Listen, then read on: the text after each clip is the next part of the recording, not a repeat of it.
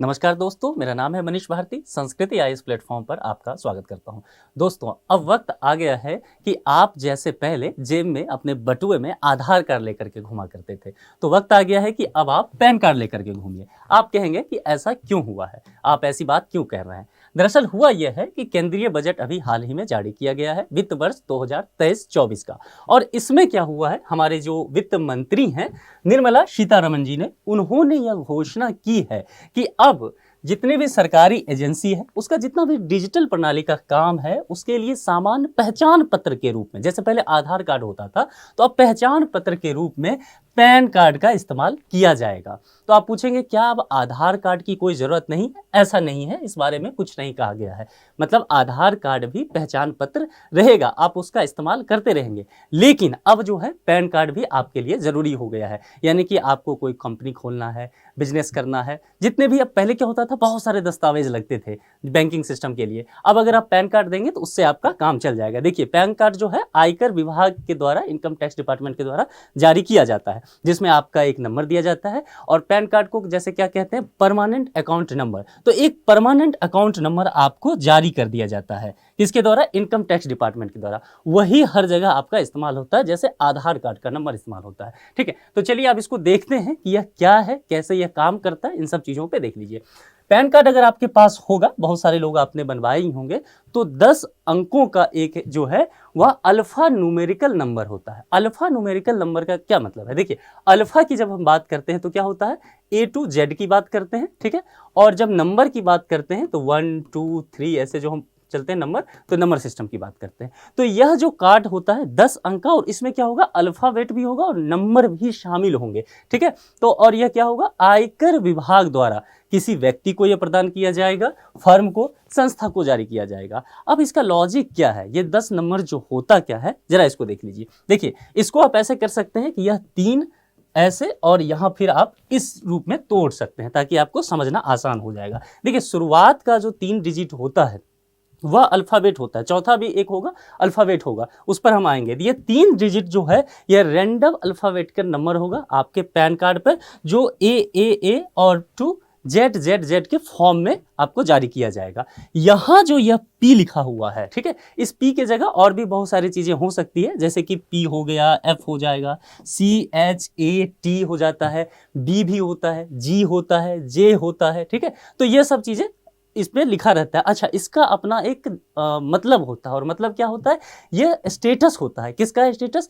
Pan holder का। जो भी पैन कार्ड धारण करने वाला व्यक्ति है उसका ये स्टेटस है, उसके बारे में बताता है। अब जैसे यहाँ पी लिखा हुआ है, तो पी का मतलब हुआ इंडिविजुअल व्यक्ति के लिए जारी होगा। जैसे कि मान लीजिए कोई पैन कार्ड कहीं मिला, डिपार्टमेंट को, इनकम टैक्स डिपार्टमेंट को मिला, वहाँ पी लिखा है, इसका मतलब हो जाएगा किसी व्यक्ति का पैन कार्ड है, ठीक है। यहाँ अगर मान लीजिए सी लिखा हो, पी के जगह पर सी लिखा हो, इसका मतलब हो जाएगा यह पैन कार्ड जो है किसी कंपनी का है। ऐसे अगर ए हो तो एसोसिएशन का होगा, टी होगा तो ट्रस्ट, जो सामाजिक संस्था होती है, ट्रस्ट का हो जाएगा, और एच अगर यहाँ हो जाता है तो हिंदू अनडिवाइडेड फैमिली के लिए जारी किया गया है, ठीक है। और यहीं अगर आप सी के जगह जैसे एफ कर लिए तो यह इससे इंडिकेशन जाएगा कि यह जो है फर्म के लिए है। इसके अलावा भी होता है, जैसे कि बी इसके जगह पे लिखा जा सकता है, तो बी अगर होता है तो बॉडी ऑफ इंडिविजुअल इससे आता है, एल होगा तो लोकल अथॉरिटी के लिए होगा। ऐसे ही अगर यहाँ जी रहता है मान लीजिए, ठीक है, जी होता है, तो इसका मतलब हुआ ये गवर्नमेंट के लिए जारी किया गया है। तो यह यहाँ जो है दिखाता है, इस चीज़ को आप समझ सकते हैं,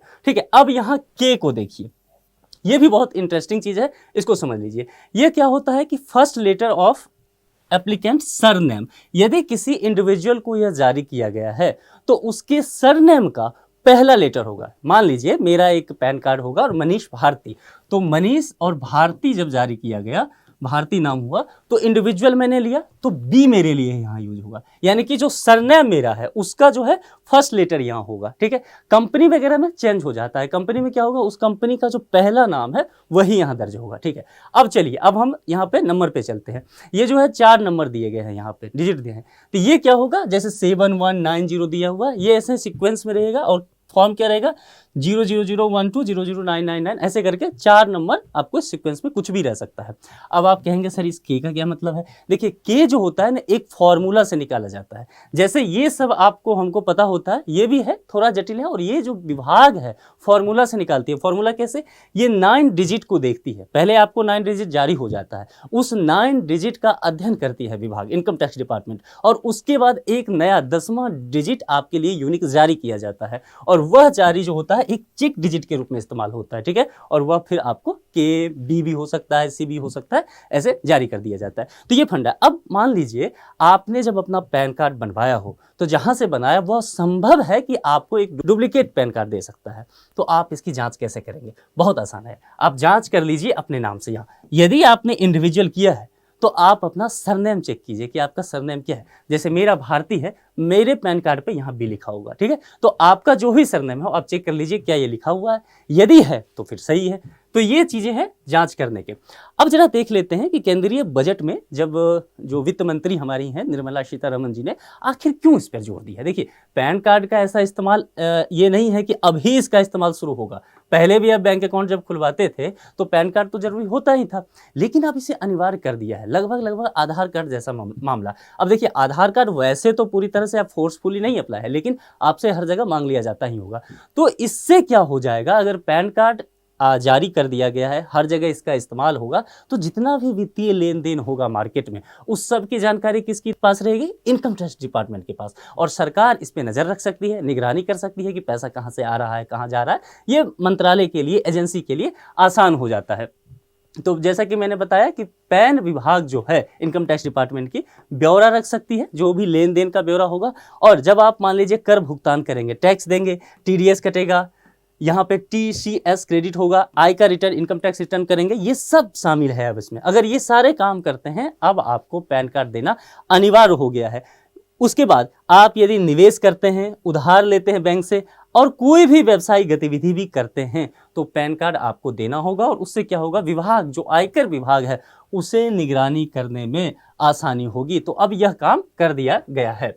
अब लेन देन कौन कौन सा होगा जिसमें पैन कार्ड अनिवार्य कर दिया गया है, इस पर एक नजर देख लेते हैं, बात कर लेते हैं। देखिए इसमें कुछ एजेंसी को, कुछ चीजों को छूट दिया गया। वो क्या क्या है?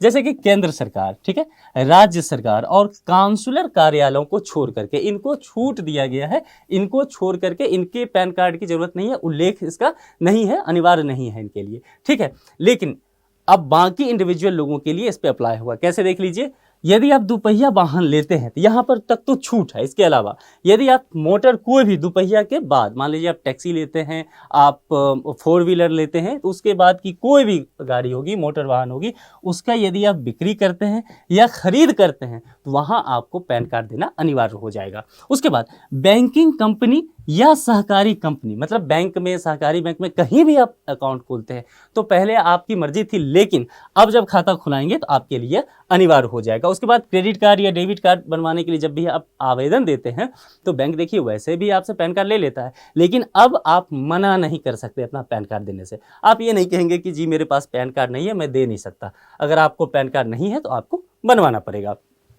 तो जब भी आप आवेदन करेंगे यह आपके लिए आवश्यक हो जाएगा। उसके बाद डिपॉजिटरी, प्रतिभागी, प्रतिभूतियों के संरक्षण वगैरह के लिए, या फिर जब आप शेयर मार्केट में जाना चाहेंगे, वहां पे आप काम करना चाहेंगे, निवेश करना चाहेंगे, तो आप डीमैट खाता ओपन करते हैं, वहां भी अब आपको पैन कार्ड देने की जरूरत है। उसके बाद देख लीजिए, आप होटल जाते हैं, आप रेस्टोरेंट जाते हैं, और कहीं पर भी आप नगद में अगर देते हैं और नगद की राशि 50,000 रुपये से ज़्यादा भुगतान कर रहे हैं तो आपको पैन कार्ड वहाँ पर होटल रेस्टोरेंट वाले अब मांगेंगे, और आप मना नहीं कर सकते हैं। ध्यान रखना है। आप विदेश की यात्रा पर जाते हैं या कभी भी एक बार मान लीजिए विदेश गए एक समय में, तो वहाँ पर आप क्या करते हैं, विदेशी मुद्रा जो होती है उससे आप क्या करेंगे, भारतीय मुद्रा का एक्सचेंज करते हैं, क्योंकि वहाँ तो रुपया चलेगा नहीं। तो वहाँ अगर एक्सचेंज करते हैं और वह 50,000 रुपये से अधिक का भुगतान कर रहे हैं, ठीक है, तब भी आपको अब क्या पैन कार्ड की जरूरत हो जाएगी। देखिए यदि आप नगद में भुगतान कर रहे हैं, बैंक ड्राफ्ट में, पे ऑर्डर और बैंकर चेक्स के साथ अगर आप भुगतान कहीं भी कर रहे हैं और उसकी रकम जो है 50,000 रुपये से अधिक है, तो ध्यान रखिए पैन कार्ड अब आपको देना ही पड़ेगा, अब आप मना नहीं कर सकते। चलिए अब इस पे बात करते हैं कि ठीक है, ये चीज़ तो हो गया है कि आप मना नहीं कर सकते हैं, इन सब चीज़ों पे पैन कार्ड आपको देना अनिवार्य हो जाएगा। लेकिन जैसा मैंने कहा कि आधार कार्ड समाप्त नहीं हुआ है। करना क्या है आपको कि यदि आपने अभी तक अपना पैन कार्ड नहीं बनवाया है तो जल्दी कीजिए, पैन कार्ड बनवा लीजिए। यदि पैन कार्ड में कुछ गड़बड़ी है तो उसको जल्दी से ठीक करवा लीजिए, या फिर यदि आपने अपने पैन कार्ड को आधार कार्ड से लिंक नहीं किया है तो फिर देर नहीं करते हुए आधार कार्ड से लिंक भी कर लीजिए। तो इस वीडियो में इतना ही, फिर मिलेंगे। Thank you.